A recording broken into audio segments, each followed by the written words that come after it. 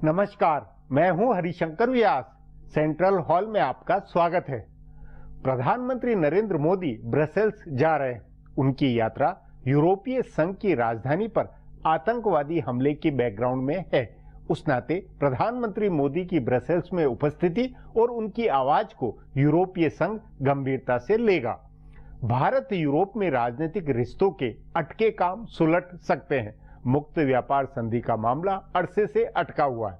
संभव है परस्पर राजनीतिक समझदारी से भारत अपने हितों की कूटनीति में सफल हो।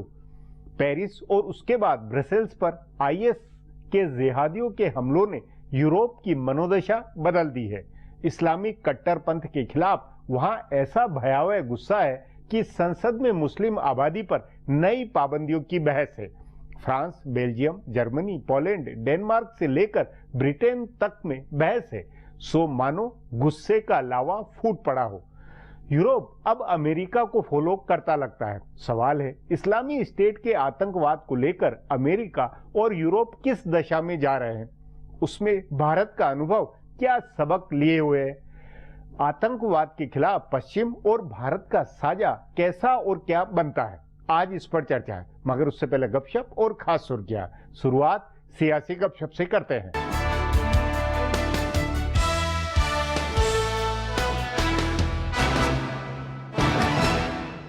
कांग्रेस पार्टी एक तरफ बीजेपी के हमले झेल रही है और एक के बाद एक सूबों में इख्तिदार गंवा रही है, तो दूसरी जानिब पार्टी के अंदर घमासान मचा हुआ है। कांग्रेस सदर सोनिया गांधी और नायब सदर राहुल गांधी की तमाम कोशिशों के बावजूद 4 सूबों में कांग्रेस रहनुमाओं के बीच झगड़ा थम नहीं रहा है। इनमें से 3 सूबों में कांग्रेस इख्तिदार में है। गुज़िश्ता दिनों केरल के वजीर आला ओमन चांडी और सूबाई सदर वीएम सुधीरन के बीच सूबाई कांग्रेस के इजलास में जमकर झगड़ा हुआ। सुधीरन ने काबीना के कई फैसलों पर सवाल उठाए और कहा कि सूबाई कांग्रेस रियासती हुकूमत की लूट में हिस्सेदार नहीं बन सकती। उन्होंने चांडी हुकूमत पर बदउनवानी में डूबे होने का इल्जाम आयद किया। ये शिकायत सोनिया गांधी तक पहुंची है। ज़ेरे गौर है कि केरल में मई में इंतखाबात हैं। इसी तरह पंजाब में राहुल गांधी ने झगड़ा सुलझा दिया था, लेकिन कांग्रेस वर्किंग कमेटी के मेंबर रहे सीनियर रहनुमा जगमीत सिंह बराड़ ने कैप्टन अमरिंदर सिंह पर कई संगीन इल्जाम आयद किए हैं। उन्होंने कहा कि कैप्टन 4-5 लोगों की बदउनवान चौकड़ी से घिरे हैं। पंजाब में आइंदा साल इंतखाबात होने हैं और उससे पहले बराड़ ने कहा है कि कांग्रेस तीसरे नंबर पर चली गई है। उनके मुताबिक आम आदमी पार्टी पहले नंबर पर और अकाली दल दूसरे नंबर पर है। इस हमले से पहले कैप्टन अमरिंदर सिंह का झगड़ा प्रताप सिंह बाजवा से था, जिनको हाल में ऐवान बाला के लिए मुंतखब किया गया है। केरल और पंजाब के बाद बाकी के 2 सूबों हिमाचल प्रदेश और कर्नाटक है, जहां कांग्रेस के वज़ीर आला के खिलाफ पार्टी रहनुमाओं ने मुहिम छेड़ी है।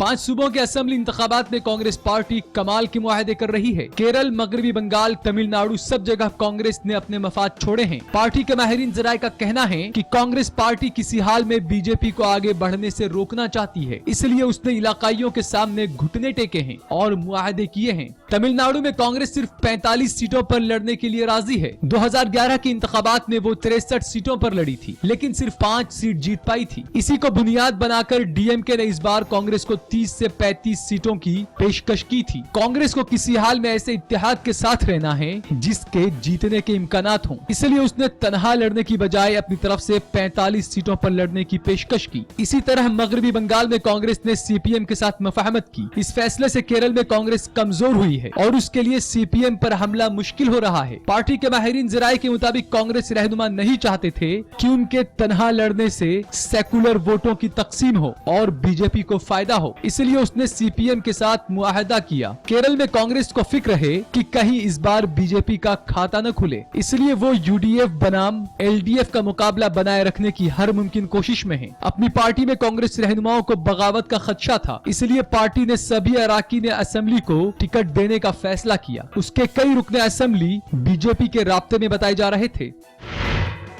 उत्तराखंड में सदर राज का निफाज हो चुका है। कई माहिरीन मान रहे हैं कि बीजेपी का हुकूमत साजी का मंसूबा नाकाम हो चुका है, लेकिन दरअसल बीजेपी को उत्तराखंड में हुकूमत नहीं बनानी थी। हरीश रावत की हुकूमत गिराने के मंसूबे पर काम कर रहे रहनुमाओं से जुड़े जराये का कहना है कि वहां हुकूमत साजी की बजाय उनका मकसद हुकूमत गिराकर सदर राज के निफाज का था, ताकि वक्त से पहले इंतखाबात कराए जा सकें। दरअसल बीजेपी में वजीर आला के ओहदेदार को लेकर रजामंदी नहीं बन पाई थी। कायदे से रमेश पोखरियाल हरिशंक को वजीर आला बनना चाहिए था, क्योंकि ऐसे हालात में अपने और कांग्रेस के बागी अराकीन असेंबली को संभालते हुए बाहर से हिमायत जुटाने का काम वही कर सकते हैं। उनके हामियों का कहना था कि इंतखाबात के बाद भी अगर बीजेपी क़यादत उनको सीएम बनाने के लिए तैयार हो जाता तो कांग्रेस की हुकूमत नहीं बन पाती। बहरहाल कांग्रेस के 9 बागी अराकीन असेंबली की क़यादत कर रहे हरक सिंह रावत भी वजीर आला बनना चाहते थे। रावत के हामियों ने इसकी तशहीर भी की। तभी BJP general secretary Kailash Vijayvargiya को कहना पड़ा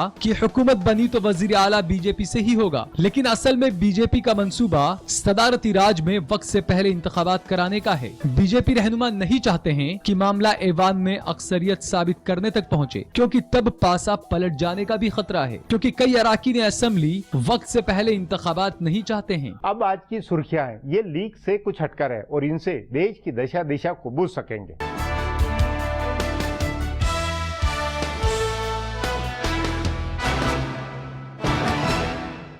मरकजी वजीर खजाना अरुण जेटली ने सनतकार विजय माल्या व कर्ज अदायगी न करने वालों को सख्त पैगाम दिया है। वजीर खजाना अरुण जेटली ने विजय माल्या का नाम लिए बिना कहा कि उन्हें बावकार बैंकों के बकाया कर्ज की अदायगी करनी चाहिए, वरना बैंकों और जांच एजेंसियों के दबाव का सामना करने के लिए तैयार रहना चाहिए। विजय माल्या पर निशाना साधते हुए एक इंटरव्यू में जेटली ने कहा कि मैं जाती मामलों पर कोई तंकीद करना नहीं चाहता हूं, लेकिन मुझे लगता है कि ये उनके जैसे बड़े ग्रुपों की जिम्मेदारी है कि वो बैंकों को बाइज्जत बकाया रकम की अदायगी करें। जेटली ने कहा कि बैंकों के पास विजय माल्या की ग्रुप कंपनियों की कुछ सिक्योरिटी गिरवी पड़ी है और वो 9,000 करोड़ से ज्यादा कर्ज की वसूली के लिए कानूनी कार्रवाई करेंगे। गौरतलब है कि बैंकों का 9,000 करोड़ रुपए का कर्ज नहीं अदा करने वाले विजय माल्या 2 मार्च को मुल्क छोड़कर भाग गए हैं। वजीर दिफा मनोहर पर्रिकर ने आज नई दिफाई खरीद पॉलिसी को पेश करते हुए कहा कि इससे हिंदुस्तानी अफवाज के लिए साजो सामान के खरीद के अमल में शफाफियत आएगी, काम तेजी से होगा, दरामदगी पर इन्हसार कम होगा और इससे मरकजी हुकूमत की मेक इन इंडिया मुहिम को मजबूती मिलेगी। पर्रिकर ने आज गोवा के बेतुल नाक्यूरी गांव में दिफा से मुताल्लिक 4 रोजा एक प्रोग्राम का इफ्तिताह करते हुए कहा कि नई दिफाइया खरीद पॉलिसी से मेक इन इंडिया के एजेंडे को आगे बढ़ाया जा सकेगा और साथ ही इससे हिंदुस्तान के दिफाई सनत नेटवर्क के हदफ को हासिल करने में मदद मिलेगी। पर्रिकर ने कहा कि नई दिफाई खरीद पॉलिसी से ज्यादा शफाफियत आएगी और मंजूरियों में तेजी लाई जा सकेगी। नई दिफाई खरीद पॉलिसी को अभी वजारत दिफा की वेबसाइट पर ऑनलाइन डाला गया व 15 दिन में इसकी कॉपी मुहैया करा दी जाएंगी। पर्रिकर ने कहा कि गैर मुल्की कंपनियों की तरफ से पहले जाहिर की गई फिक्र को इस नई पॉलिसी के जरिए आइंदा 3 से 4 महीने में दूर कर लिया जाएगा। नोएडा प्लॉट तकसीम बदउनवानी के मामले में गड़बड़ी करने के इल्जाम में 3 साल की सजा पाई साबिक IAS अफसर व यूपी के साबिक चीफ सेक्रेटरी नीरा यादव की अर्जी पर अदालत उज़्मा जुमा को समाअत करेगी। आज अदालत उज़्मा के जज जस्टिस RK अग्रवाल ने इस मामले में समाअत से खुद को अलग कर लिया। इस अर्जी पर समाअत जुमा को अदालत उज़्मा की दूसरी बेंच करेगी। दरअसल नीरा यादव ने अदालत उज़्मा में इजाजत से जुड़ी हुई एक खास अर्जी दायर की थी। नीरा यादव ने अपनी अर्जी में अदालत उज़्मा से मुतालबा किया है कि उन्हें मिले 3 साल कैद की सजा को रद्द करते हुए उन्हें इस मामले में जमानत दी जाए। नीरा यादव ने अर्जी में कहा है कि उनका इस पूरे मामले में कोई रोल नहीं है, उन पर आयद किए गए इल्जामात साफ नहीं है। गौरतलब है कि 20 नवंबर 2012 को CBI की चार्जशीट पर ध्यान देते हुए नोएडा प्लांट तकसीम बदउनवानी मामले में नीरा यादव को गाजियाबाद की स्पेशल CBI कोर्ट ने मुजरिम करार देते हुए 3 साल कैद और 1 लाख रुपए जुर्माने की सजा सुनाई थी। मरकजी व महाराष्ट्र हुकूमत में बीजेपी की हिमायती जमात शिवसेना ने PDP की सरबराह महबूबा मुफ्ती और बीजेपी पर जमकर निशाना साधा है। शिवसेना ने जम्मू कश्मीर में बीजेपी की हिमायत से हुकूमत साजी करने जा रही PDP की सरबराह महबूबा मुफ्ती से पूछा है कि क्या वो दहशत गर्दाना हमलों में अपनी जान गंवाने वाले कश्मीरी पंडितों की इज्जत में भारत माता की जय बोलेंगी। शिवसेना के अखबार सामना के इदारिये में कहा गया है कि बीजेपी और महबूबा कभी भी एक दूसरे के साथ कंफर्टेबल नहीं रहे हैं। महबूबा की मुल्क मुखालिफ बातचीत और शिद्दत पसंदों के तय उनके अपनापन ने तनाज़े पैदा किए हैं। महबूबा ने खुले तौर पर मुल्क मुखालिफ नारे लगाने वालों के तय नर्म रुख अपनाया है। शिवसेना ने कहा कि बीजेपी महबूबा को वजारत आलिया का ओहदा देने के लिए उनकी हिमायत करके मुतमईन हो सकती है, लेकिन मुल्क इसे लेकर फिक्रमंद है। शिवसेना ने कहा कि बीजेपी का ये मानना है कि भारत माता की जय बोलना हुब्बुल वतनी को जाहिर करने का एक तरीका है, तो क्या महबूबा मुफ्ती ये नारा लगाएंगी? शिवसेना ने कहा कि महबूबा मुफ्ती वजीर आला के तौर पर हलफ लेने से पहले भारत माता की जय बोलें। फिलहाल अब एक ब्रेक है, फिर खुलासा होगा।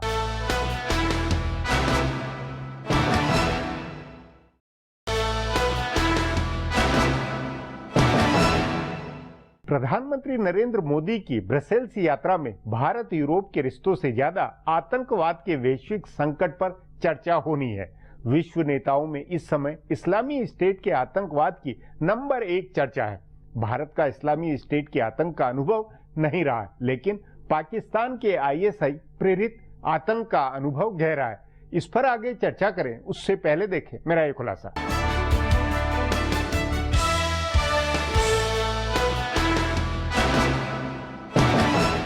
ये एक अजीब सा इत्तेफाक है कि दुनिया की सबसे खूंखार दहशतगर्द तंजीम इस्लामिक स्टेट ने फ्रांस की दारुल हुकूमत पेरिस में हमला किया तो उसके फौरन बाद फ्रांस के सदर फ्रांसवा ओलांद भी हिंदुस्तान के दौरे पर आए और वो योम जमहूरिया के मौके पर मेहमान खुसूसी बने। अब बेल्जियम और यूरोपीय यूनियन की दारुल हुकूमत ब्रसेल्स पर इस्लामिक स्टेट का वैसा ही हमला हुआ है तो वजीर आजम नरेंद्र मोदी ब्रसेल्स के दौरे पर जा रहे हैं। फ्रांसवा ओलांद के हिंदुस्तान दौरे में दोनों ममालिक के दरमियान कारोबार और स्ट्रेटेजिक मुआहदों के अलावा दहशतगर्दी पर खास तौर से बात हुई थी और दोनों ममालिक ने मुश्तरका तौर पर इस बहरान से निपटने की हिकमत अमली पर तबादला ख्याल किया था। ब्रसेल्स में इसी पर बातचीत आगे बढ़ेगी। ये महज इत्तेफाक नहीं है कि गुज़िश्ता साल नवंबर में जब तुर्की के अंतालिया में G20 ममालिक का इजलास होना था उससे ठीक पहले पेरिस में हमला हुआ और इस महीने जब ब्रसेल्स में यूरोपियन यूनियन का इजलास होना था उससे पहले भी हमला हुआ। G20 ममालिक का इजलास पेरिस हमले के साए में हुआ था तो यूरोपीय यूनियन का इजलास ब्रसेल्स हमले के साए में होगा। जिस तरह से पेरिस हमले की वजह से G20 ममालिक का इजलास का एजेंडा बदला था और दुनिया के सभी बड़े ममालिक के रहनुमाओं ने एक आवाज में दहशतगर्दी की मजम्मत करते हुए इससे लड़ने का अज़्म लिया था, वैसा ही कुछ ब्रसेल्स में भी होगा। यूरोपीय यूनियन इस वक्त जबरदस्त गुस्से में है और परेशान भी है। जिस वक्त दुनिया भर के मुस्लिम ममालिक ने मुस्लिम पनाह गुज़ीनों के लिए अपने दरवाजे बंद कर दिए उस वक्त यूरोपीय ममालिक ने उन्हें पनाह दी थी। आज उन मुस्लिम पनाह गुज़ीनों की बस्ती में इस्लामिक स्टेट के दहशतगर्दों का ठिकाना बना है जो खुद को पनाह देने वाले ममालिक को निशाना बना रहे हैं। इसलिए ब्रसेल्स के इजलास में सबसे ज्यादा यूरोपीय ममालिक में पनाह गुज़ीनों की पॉलिसी और दहशतगर्दी से लड़ने की मुश्तरका पॉलिसी पर तबादला ख्याल होगा। हैरानी नहीं होगी अगर यूरोपीय ममालिक पनाह गुज़ीनों से मुताल्लिक अपनी पॉलिसी में तब्दीली करें और अपने दरवाजे बंद करें। इसी तरह दुनिया के ममालिक के बीच दहशतगर्दी के मसले पर इत्तलात के समझौते से लेकर मुश्तरका कार्रवाई तक के इम्कानात पर तबादला ख्याल हो सकता है। इस बहस में वजीर आजम नरेंद्र मोदी पर खास फोकस होगा। आखिर हिंदुस्तान भी दहशतगर्दी से सबसे ज्यादा मुतासिरीन ममालिक में से एक है। जब हिंदुस्तान पाकिस्तानी खुफिया एजेंसी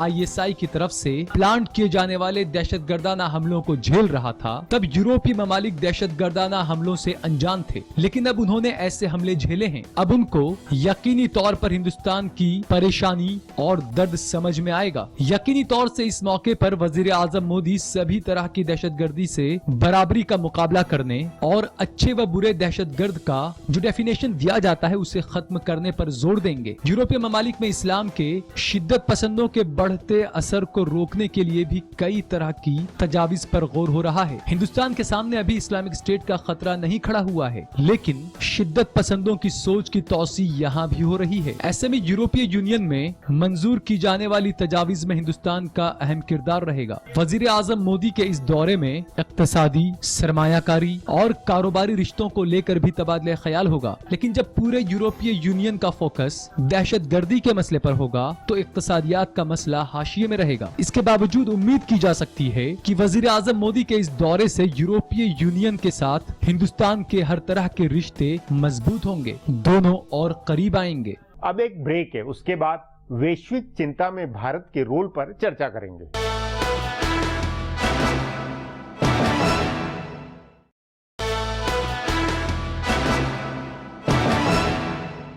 इस्लाम के कट्टरवादी जुनून में दुनिया कैसे निपटे, इसकी बहस में अब असंख्य सुझाव है। अमेरिका और यूरोप एक्सट्रीम में जाते हुए पाबंदियों की बात कर रहे हैं। डेनमार्क की संसद में ऐसा प्रस्ताव आया है जिसमें संविधान की धारणा के विपरीत धर्म व्यवहार पर नागरिकता खत्म करने का सुझाव है। जाहिर है वैश्विक बहस गंभीर है। इस पर चर्चा के लिए आज मेरे साथ वरिष्ठ पत्रकार डॉक्टर वेद प्रताप वैदिक है। वैदिक जी, प्रधानमंत्री नरेंद्र मोदी की ब्रसेल्स यात्रा वहां हुए आतंकी हमले के बाद हो रही है। उस नाते इसका आर्थिक, राजनीतिक और सामरिक तीनों संदर्भ में किस तरह का महत्व है? देखिए, सबसे बड़ी बात तो ये है कि इतना ज़बरदस्त हमला हुआ, पूरे यूरोप की रूह कांप गई। उसके बावजूद हमारे प्रधानमंत्री वहाँ जा रहे हैं, ये अपने आप में एक बड़ी बात है। और कोई प्रधानमंत्री होता तो बिदक जाता, डर के मारे कहता भाई अभी माहौल ठीक नहीं है, लौटते वक्त आ जाएंगे या फिर कभी आ जाएंगे। आपको याद हो जब मोदी पिछली बार ब्रसेल्स जाना चाहते थे तो उन्होंने मना कर दिया था कि आप मत आइए। हमारे यहाँ से बाकायदा प्रस्ताव भेजा गया था, इसलिए मना कर दिया कि वो इटली के 2 नौसैनिक फंसे हुए हैं हमारे यहाँ हत्या के मामले में, उनको छोड़िए। तो यूरोप वाले जोर बहुत लगाते हैं, क्योंकि ब्रसेल्स यूरोपीय संघ की राजधानी है, इसलिए भी वहाँ सारा कुछ काम वो वही एजेंडा वही है। वो यूरोप का हृदय है। सारे यूरोपियन राष्ट्रों के 28 राष्ट्रों के नेता वहाँ मिलते हैं। और अब जो ये भारत यूरोपीय संघ, इनकी जो हर 4 साल में एक बैठक होती है वो हो रही है। लेकिन उसके अंदर मुक्त व्यापार वाली संधि का जो FTA वाला मामला है, वो क्या इस बार कुछ राजनीतिक समझदारी के साथ में कुछ सिरे चढ़ता हुआ मामला लगता है?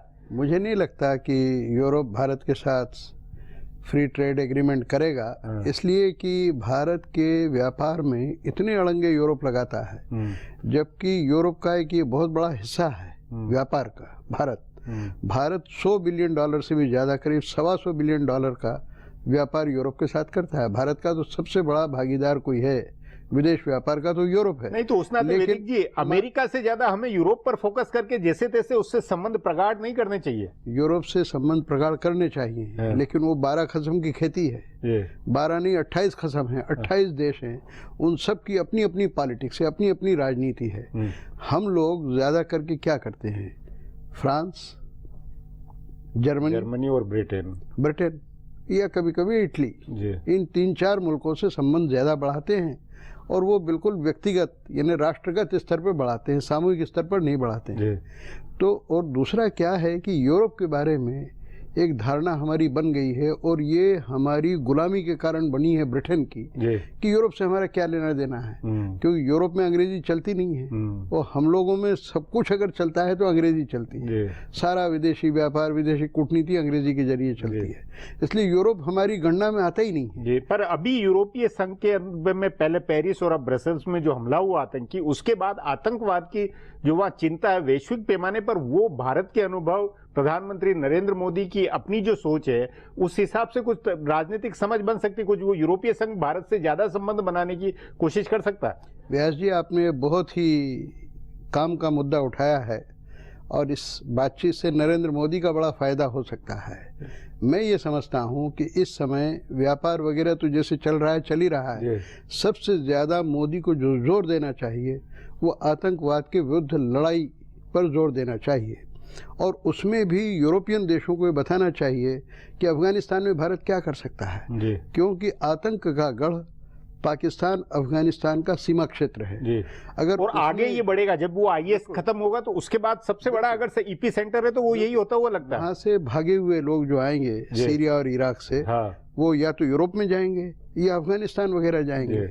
तो इस समय ज़रूरत यह है कि भारत का प्रधानमंत्री जो यूरोपीय नेताओं से बात करे तो उनको ये बताए कि हम तुम्हारे नेटो के सदस्य होने से भी बड़े सदस्य हैं। हालांकि ये प्रस्ताव सीनेट में आ रहा है अमेरिका के, ना आए उसकी परवाह नहीं है, लेकिन नेटो के सदस्यों से ज़्यादा हम आपकी सुरक्षा के लिए काम करेंगे, आप हम में विश्वास जाहिर कीजिए। लेकिन दिक्कत क्या है कि यूरोप और अमेरिका दोनों ने पाकिस्तान के साथ इतने गहरे संबंध पिछले 60-65 साल में बना रखे थे कि भारत की कोई तवज्जो ही वहां नहीं, लेकिन वो तो भारत पाकिस्तान के संबंधों को लेकर अमेरिका और यूरोपीय देशों में भी एक तरह से रियलाइजेशन, कई तरह की बातें समझ आ रही कि नहीं, हमें नीति बदलनी पड़ेगी। सही तो उसका फायदा, लेकिन कई लोगों का कहना नहीं, लेकिन कई जानकारों का कहना है कि भारत को यूरोप और अमेरिका की लड़ाई का हिस्सा नहीं बनना चाहिए, अलग रहना चाहिए, ताकि हमारी यहाँ की अंदरूनी राजनीति में हम उसके प्रभाव में नहीं आ सके। वो बात बिल्कुल ठीक है, इसीलिए सीरिया में हमने फौजें नहीं भेजी, लड़ रहे हैं यूरोपियन लोग। नहीं तो वही अफगानिस्तान में भी नहीं भेजी, हमें क्या लेना देना। नहीं, अफगानिस्तान से तो बहुत कुछ लेना देना है, अफगानिस्तान भारत का अंग रहा है। नहीं, मुद्दा ये कि आतंकवाद के मामले में यूरोप और अमेरिका जो लड़ाई लड़ रहे हैं सशस्त्र, जो उसमें हमें हिस्सा नहीं रहना चाहिए, उससे हमें दूर रहना, वो ज्यादा सुरक्षित है। इसमें बात यह है, उनका साथ लेना हमारे लिए जरूरी है, हमारे हितों की रक्षा के लिए जरूरी है। मतलब हमारे हित ज्यादा बंधे हुए हैं। बिल्कुल, हमारे हित, अफगानिस्तान हमारी सीमा से लगता है, जो तथाकथित आजाद कश्मीर है उसकी सीमा से अफगानिस्तान जुड़ा हुआ है, करीब 50 किलोमीटर की सीमा वहां पर वाघान सेक्टर जो है, वाखान, उससे जुड़ी हुई है। इसके अलावा भारत में जितना आतंकवाद फैला है, इसका मूल जड़ सबसे पहले अफगानिस्तान में थी। अगर अफगानिस्तान में हमारा असर मजबूत रहता है तो उससे हम कई लाभ उठा सकते हैं, जो मैं सार्वजनिक तौर पर नहीं कह सकता हूँ, लेकिन उससे भारत के राष्ट्र हितों की रक्षा परम आवश्यक और बहुत आसानी से हो सकती है। आपका मानना है कि यूरोपीय देश या अमेरिका या आतंकवाद की नई चिंता में भारत को महत्व देंगे? भारत को महत्व देना उनके हित में भी है। नहीं, अभी उनकी सोच से क्या लगता है? अभी मुझे नहीं लगता कि अभी भारत प्राथमिकता में नहीं आएगा। नहीं, भारत बिल्कुल उनकी प्राथमिकता में नहीं। तो उसकी वजह हमारी कूटनीति नहीं कि हम खुद भी आगे बढ़ चढ़कर का हिस्सा नहीं ले रहे हैं, उस काम को नहीं बढ़ रहे। हमारी कूटनीति होना चाहिए। मैं तो अफगानिस्तान के सिलसिले में अपने सभी प्रधानमंत्रियों को बराबर कहता रहा कि भारत की भूमिका अत्यंत तीव्र और सक्रिय होना चाहिए। अब मैं समझता हूँ कि मोदी अगर इसका फायदा उठाएं अभी यूरोपीय यात्रा में, तो भारत का बड़ा भला होगा। जी वैदिक जी, बातचीत को यही समाप्त करेंगे। प्रोग्राम में आने के लिए बहुत बहुत धन्यवाद। हमारा प्रोग्राम अब यहीं खत्म होता है। आग्रह है प्रोग्राम पर अपनी राय hsvyas@nayaindia.com पर ईमेल करके बताएं, या hsvyas@ ट्विटर और Facebook/नया इंडिया न्यूज़पेपर पर जाहिर करें। अब कल फिर मिलेंगे इसी चैनल पर, इसी समय।